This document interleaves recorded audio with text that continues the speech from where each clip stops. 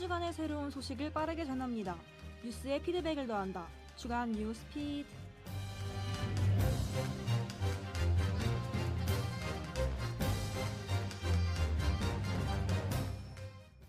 청취자 여러분 안녕하십니까?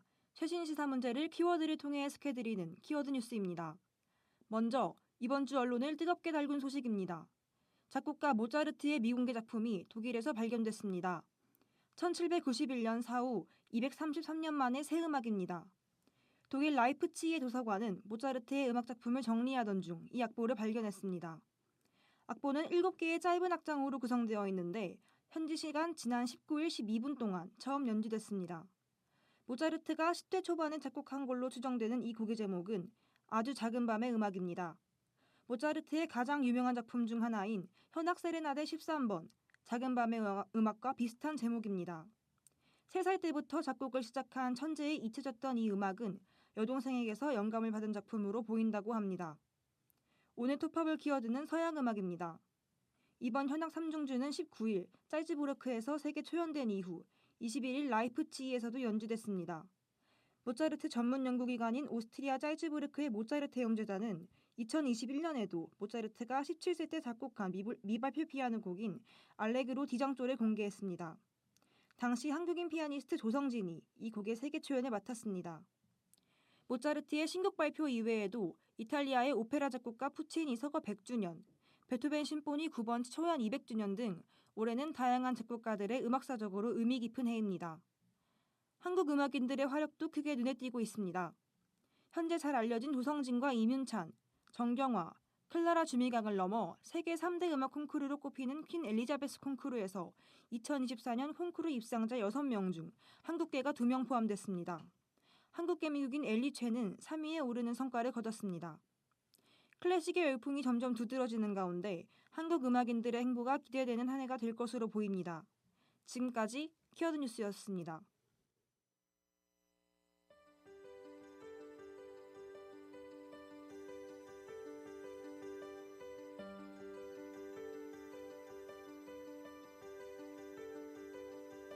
난 시인이 아냐, 난 시인처럼 말도 못해. 그저 떠오르는 대로, 그저 내 마음 가는 그대로. 난 화가도 아냐, 빛과 어둠 아름다움도 그려내지는 못해. 나쁨 속에서만 희망 그리지. 난 배우도 아냐, 난 연기할 줄 몰라. 나 가식 없이 살고 싶어 있는.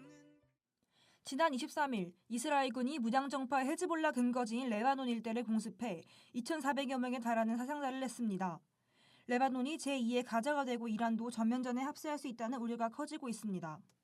이에 대한 자세한 내막을 유혜빈 기자와 함께 알아보겠습니다. 유혜빈 기자? 네, 유혜빈 기자입니다.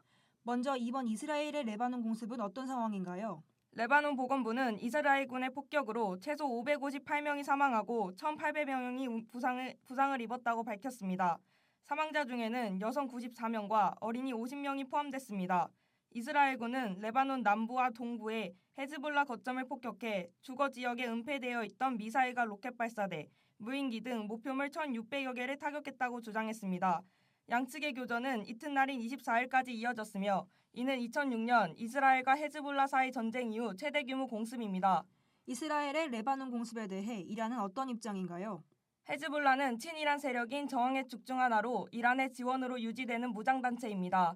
헤즈볼라가 이란에 이스라엘에 대한 공격에 나서줄 것을 요청했으나 이란은 이스라엘에 대한 직접 공격에는 부정적인 입장을 보인 것으로 확인됐습니다. 가자 전쟁에 이어 이스라엘과 헤즈볼라의 전면전이 사실상 초읽기에 들어간 상황에서 이란이 이번 사태에 개입할 경우 중동 갈등은 걷잡을 수 없이 악화될 가능성이 크기 때문인 것으로 풀이됩니다. 마수드 페제스키안 이란 대통령은 이스라엘은 중동에서 확전을 노리고 있지만 이란은 그 같은 덫에 걸려들지 않을 것이라며 확전 가능성에 선을 긋고 있습니다. 이번 사태에 대해 국제사회는 어떤 반응을 보였나요? 각국 정상과 외교관들이 집결한 유엔 총회는 이스라엘의 성토장이었습니다. 스테판 디자르크 유엔 사무총장 대변인은 지난해 10월 이후 가장 격렬한 이스라엘의 폭격으로 수천 명의 민간인 사상자가 발생한 데에 대해 쿠테우스 총장이 심각하게 우려하고 있다며 유엔 인력을 포함한 민간인 안전에 대해 심각한 우려를 표하고 인명 손실을 규탄한다고 밝혔습니다. 중동 내 친서방 국가인 요르단의 아이만 사파디 외무장관은 이스라엘이 전쟁을 밀어붙이고 있다. 이스라엘의 침략을 억제하고 중동 지역을 재앙으로부터 보호하기 위해 즉각적인 조처가 필요하다고 말했습니다. 유엔 안전보장이사회 사임 이사국인 프랑스의 장 노엘 외무장관은 이날 총회에서 안보리 긴급회의를 요청했다며 민간인 피해를 불러올 대혼란을 피해야 한다고 말했습니다. 민간인을 포함한 수많은 수상자를 낳은 이번 사태에 대해 국제사회의 비판의 입장이 많습니다. 이번 사태에서 민간인들의 피해는 명백히 비난받을 일입니다. 유예빈 기자, 수고하셨습니다.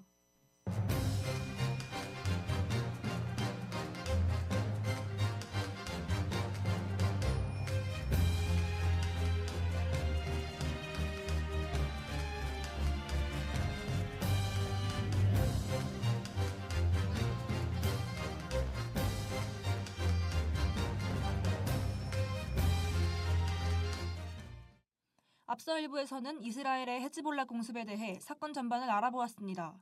2부에서는 이번 사태의 근원에 대해서 심층적으로 파악하기 위해 이스라엘과 헤즈볼라의 관계를 김강호 기자와 함께 알아보도록 하겠습니다. 김강호 기자. 네, 김강호 기자입니다. 이스라엘은 왜 헤즈볼라에 대해서 적대적으로 반응을 보이는 것일까요? 둘의 관계는 어떤가요? 자세한 설명을 위해 우선 레바논의 역사와 레바논 내전에 대해서 이해할 필요가 있습니다. 레바논은 20세기 중반부터 기독교와 무슬림 세력 간의 갈등이 심각한 상황이었고 이로 인해 1970년대에는 16년간의 장기적인 내전이 발발하기도 했습니다. 이 내전에서 이스라엘은 팔레스타인 분리 독립을 목적으로 창설된 PLO를 뿌리뽑겠다는 명목으로 적극적으로 레바논 지역에 개입했습니다. 1982년에는 팔레스타인 난민이 상당수 거주하는 베이루트를 점령하기도 했습니다. 이에 반발하여 생겨난 것이 바로 헤즈볼라입니다. 이스라엘과 상당한 갈등이 있을 수밖에 없는 조직이네요. 과거부터 둘 간의 충동이 지속적으로 이어왔나요? 네, 그렇습니다. 1990년대 이스라엘이 헤즈볼라의 수장인 무함마드 아바스를 처단하자 헤즈볼라도 이에 대한 보복으로 아르헨티나의 이스라엘 대사관에 폭탄 테러를 벌이는 등의 테러 행위를 벌였습니다. 이외에도 헤즈볼라는 이스라엘인을 대상으로 하는 하이제킹, 폭탄 테러 등 위협을 벌여왔고 국가 간의 전면전 수준의 교전이 지속적으로 이어지는 상황입니다. 헤즈볼라는 현재 레바논 이적수의 절반 이상을 차지하고 있는 사실상 국가로서의 형색을 갖추고 있다 보니 교전이 한번 일어날 때마다 양측 간에 상당한 피해가 발생하곤 합니다. 네, 이번과 같은 사건이 이전에도 빈번했었군요. 그렇다면 이스라엘이 최근 이러한 대규모 공격을 감행한 이유는 무엇일까요? 또 향후 양국 간의 관계는 어떻게 전개될까요? 현재 이스라엘과 하마스 간의 전쟁이 진행되고 있는 가운데 헤즈볼라는 하마스를 지지하며 이스라엘 북부를 포격하기도 했습니다. 하지만 양측 간의 교전은 제한적인 수준이었고 헤즈볼라도 자국 영토에 피해가 발생하지 않는 이상 적극적인 개입은 없을 것이라 입장을 표명했습니다. 그러나 올해 초 베이루트에서 하마스의 서열 3위인 알-아루리가 드론으로 암살당하는 사건이 벌어지며 양국의 교전 수위가 점차 높아지는 추세였습니다. 서로 간 영토에 직접적인 공격을 가한 일이 벌어지다 이번 사건을 계기로 본격적인 전면전이 일어날 가능성이 매우 높아졌습니다. 네, 양국 간의 관계뿐 아니라 현재 중동의 정세가 매우 위태로운 상황입니다. 우리 정부는 25일 갈등에 대해 자제를 촉구하는 성명을 발표하였습니다. 이처럼 중동 지역에 빠른 시일에 안정이 찾아와 무고한 민간인들의 피해가 발생하지 않기를 기원해야 할 것 같습니다. 김강호 기자, 수고하셨습니다.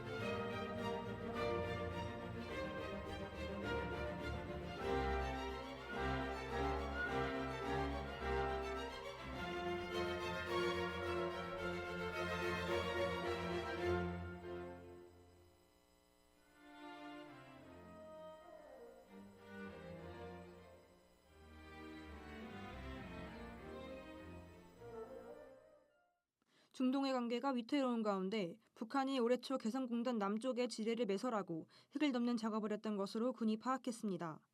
군 관계자는 25일 북한이 개성공단 아래 지역에 과거 지뢰 매설 등 작업 후 복토를 냈고 방벽 형태 구조물은 없는 것으로 알고 있다고 밝혔습니다.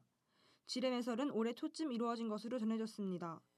북한은 지난해 말 김정은 국무위원장이 남북관계를 적대적 두 국가관계로 규정한 이후 남측과 연결고리를 지어나가고 있습니다. 중동을 비롯해 현재 우리나라의 정세 또한 주목해야 할 시점입니다.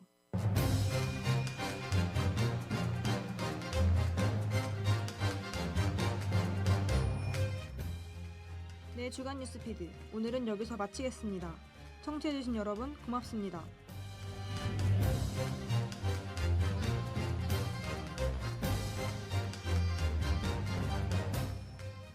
이 시간 지금까지 보조의 김영서 박경루, 기술의 방채원, 취재의 유혜빈 김강우 기자, 진행의 윤정현 앵커였습니다.